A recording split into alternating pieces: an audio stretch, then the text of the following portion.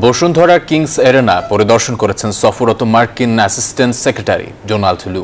এই সময় তাকে স্বাগত জানান বসুন্ধরা গ্রুপের ভাইস চেয়ারম্যান সফওয়ান সুবহান। ডোনাল্ড লু বাংলাদেশ দলকে শুভেচ্ছা জানানোর পাশাপাশি নারী দলের সাথে খেললেন ক্রিকেট। বসুন্ধরা কিংস এরেনায় হাজির মার্কিন যুক্তরাষ্ট্রের সহকারী পররাষ্ট্রমন্ত্রী ডোনাল্ড লু।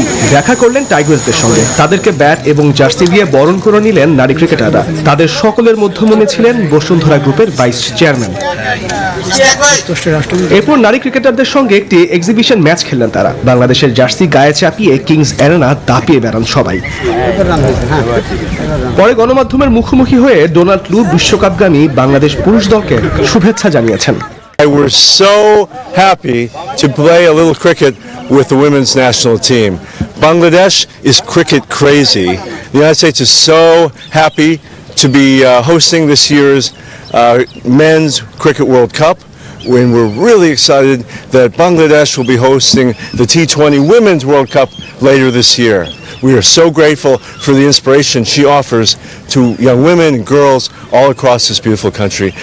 টাইগারের সাবেক অধিনায়ক হাবিবুল বাশার সুমন আশা প্রকাশ করেন পুরুষদের পাশাপাশি নারীরাও মার্কিন মূল্যকে খেলার আমন্ত্রণ পাবে। যদিও কথা হলো হয়তো নেক্সট টাইম আমেরিকা ওমেন্স টিমকে আমরা এখানে দেখতে পারি।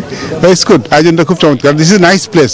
বসুন্ধরাকে thanks definitely, always because Bashundhara স্পোর্টসের সাথে খুব ভালোভাবেই জড়িয়ে আছে এবং যেই মানসম্মত স্টেডিয়াম দরকার খেলার জন্য বসুন্ধরাতে আসলে সেটা আমরা পাই।